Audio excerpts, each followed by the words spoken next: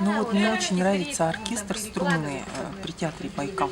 Они вообще действительно молодцы и творят чудеса. Мы были на концерте а, композитора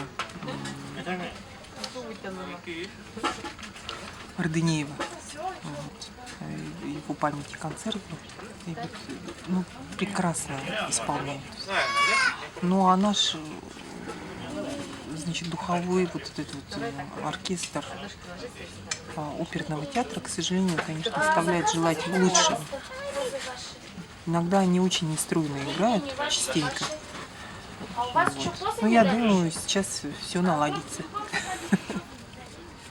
А современные есть какие-то молодежные музыканты? Ну вот группа Уракша, наверное, мне нравится их творчество, они молодцы, молодые все, креативные, веселые, с таким позитивом хорошим. И, и направлено их творчество вот все-таки на бурятскую культуру. И они очень хорошо это делают, очень хорошо и талантливо, молодцы.